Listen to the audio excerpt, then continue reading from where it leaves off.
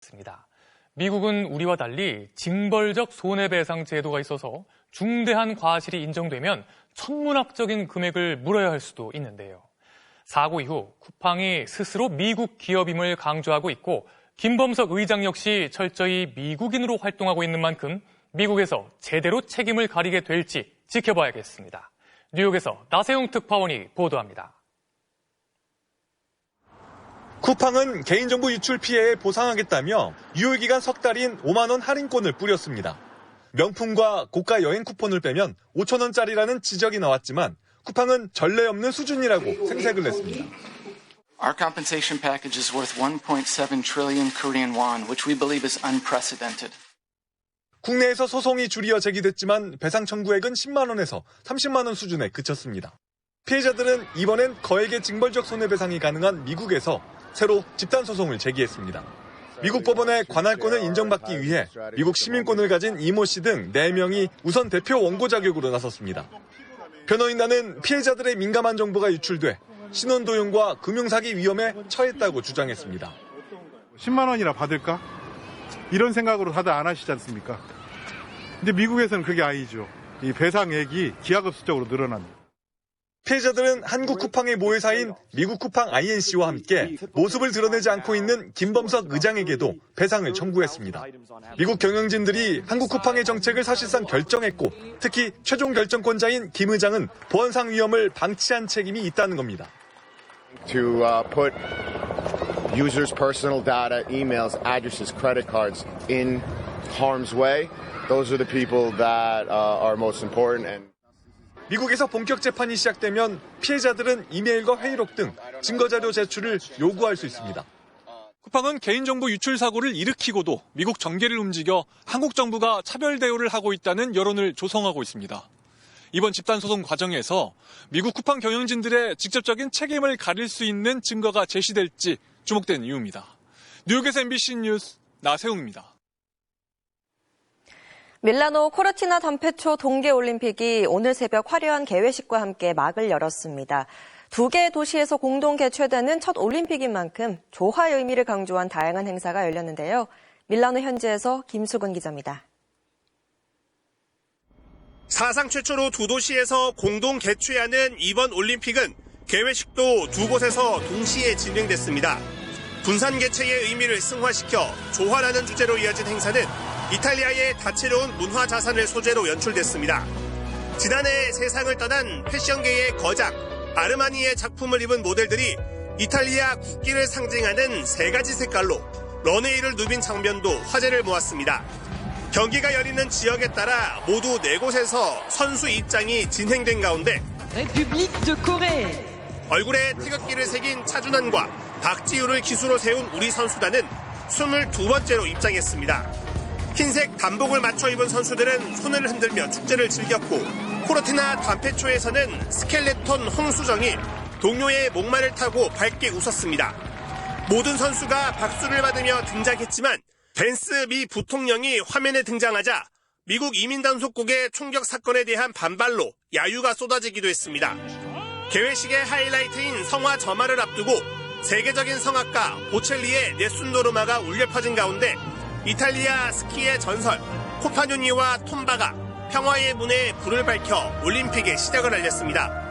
한편 개회식이 진행된 경기장 밖에서는 올림픽이 밀라노의 환경과 재정에 부담을 준다는 이유로 시위대가 몰렸고 현지 파견된 미국 이민단속국에 항의하는 목소리도 있었습니다.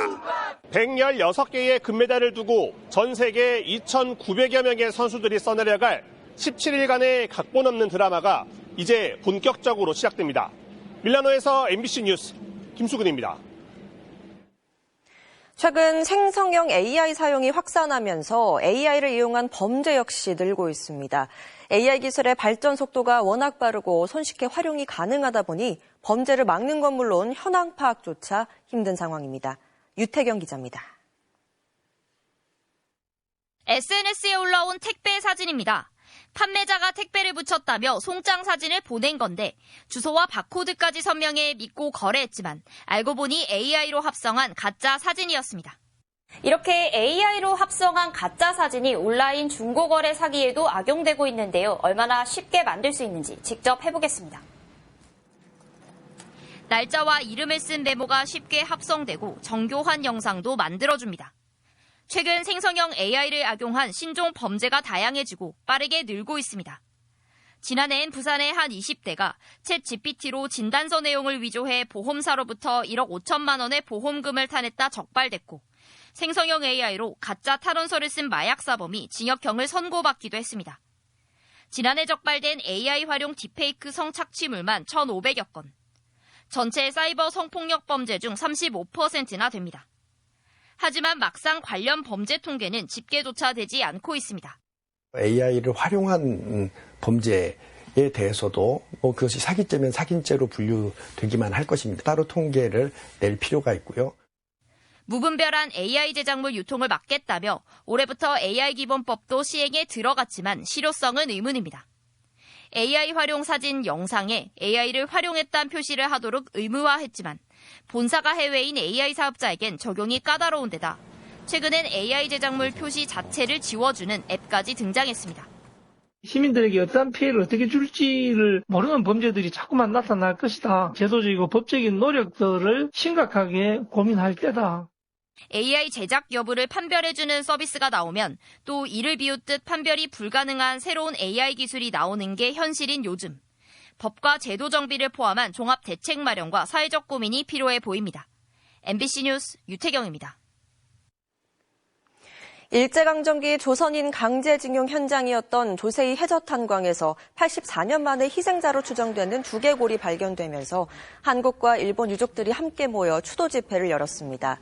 조세희 탄광에서는 지난 1942년 2월 수몰 사고로 조선인 136명을 포함해 183명이 목숨을 잃었습니다. 그런데 오늘 6월 수습을 위해 해저 수색에 나섰던 잠수사 중 대만에서 온 57살 웨이소 씨가 잠수 중 의식을 잃고 숨진 사고가 발생해 앞으로의 유해 발굴 일정은 당분간 중단됩니다. 천만 영화가 사라지고 영화도 요약본과 1.5배속으로 본다는 요즘 무려 30명의 감독들이 모여 영화를 찍었습니다. 경쟁자들의 형식처럼 3분의 짧은 영상으로 각자의 질문을 담았다는데요. 임소정 기자가 취재했습니다. 영화감독 오영화의 장례식장. 이름이 영화인 고인은 자신의 장례부터 촬영감독 밀린 임금까지 시시콜콜 영상으로 유언을 늘어놓습니다. 참다 못한 누군가 던진 한마디. 근데 재미가 없어. 이러니까 아무도 영화 보러 안 오지. 그런데 죽은 줄 알았던 그 영화가 관 속에서 번쩍 두 눈을 뜹니다. 제가 요즘 진짜 영화를 본 지가 좀 오래된 것 같아서요. 사망 신고를 하시겠어요? 죽어버린 영화는 다시 눈을 뜰 수 있을까? 영화가 죽어간다는데 왜 자신은 영화를 못 그만두고 있는지 30명의 감독이 각각 직접 각본을 쓰고 스크린에 담았습니다. 야, 근데 진짜 한국에서 영화하기 어려운데. 넷플릭스로 쏟아져 나오는 헐리우드 대작들이 1.5배속 속도로 재생되고 유튜브에선 영화 요약본과 하이라이트 쇼폼이 넘쳐나는 시대. 어떻게 영화가 살아남아야 할지 묻기 위해 영화는 과감하게 자신의 생존을 위협하는 바로 그 경쟁자들의 형식을 차용했습니다. 한 편당 단 3분. 30명의 감독이 3분짜리 영화 30편을 만든 뒤 10편씩 묶어 세 덩어리로 관람료 3,000원씩 순차적으로 개봉한 겁니다. 정말 다양한 영화들이 많이 있고 관객분들 입장에서도 선택지가 넓어진다는 거는 또 좋은 일인 것 같아요. 30편 모든 영화의 소재는 영화 그 자체. 30번 부활했지만 겨우 잡은 투자사 미팅 직전 31번째 숨지고 마는 영화 감독.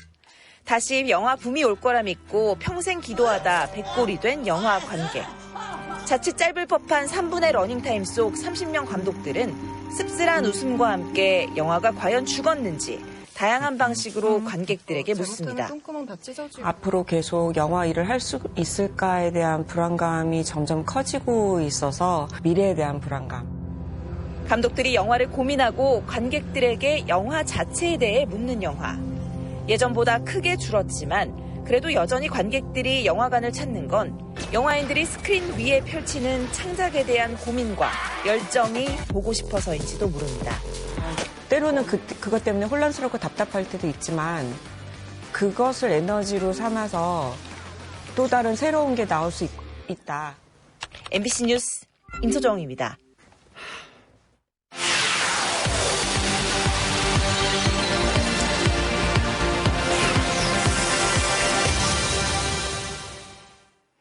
북한이 ICBM 등 각종 전략 무기를 시험 발사할 때마다 어김없이 등장하는 북한 미사일 개발 2인방이 있는데요.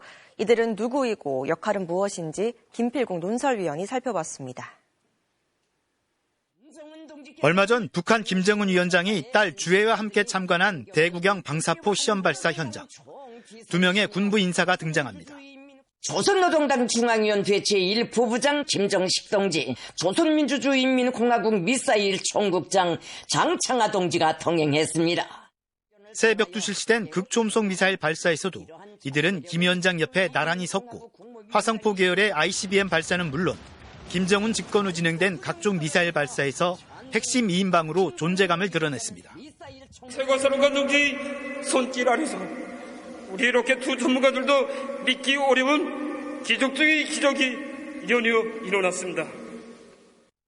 국방과학원정을 역임한 장창하는 현재 미사일 총국장으로 북한 미사일 개발을 총괄하는 수장이고 로켓 기술자 출신의 김정식은 당 군수공업부 제1부부장으로 기술적 진화와 정책을 이끄는 핵심 브레인으로 꼽힙니다. 김 위원장과 맞담배를 피는 모습이 공개되는 등 전폭적인 신임을 바탕으로 2022년엔 화성 17형 발사 성공과 함께 나란히 대장으로 진급하며 승승장구하고 있습니다. 그 경제를 본격적으로 재건하는 데는 사실 큰 성과를 못 냈거든요. 그렇기 때문에 그런 국방 분야에서 큰 성과를 냈던 인물들에 대해서 당연하게 김정은 위원장 입장에서는 신임을 할 수밖에 없습니다. 액체에서 고체 연료 ICBM으로의 전환과 극초음속 기술 고도화 등 북한 전략 무기의 이정표마다 김 위원장 옆을 지켰고 최근엔 미사일 발사뿐 아니라 핵잠수함이나 군수업체 시찰까지 동행 보좌하며 측근 실세로 군림하고 있습니다. 국방과학자, 기술자들이 시대와 역사 앞에 새기는 가장 위대하고 부루할 업적으로 될 것이라고 말씀하셨습니다.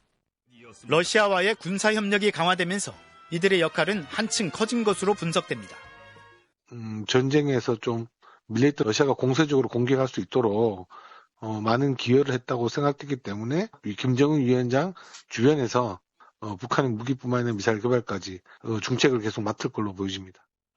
우리나라와 미국 등은 이들을 각각 독자 제재 명단에 올렸지만 이들의 활동 반경은 더 넓어졌고 우려도 더 커지고 있습니다. MBC 뉴스 김필국입니다.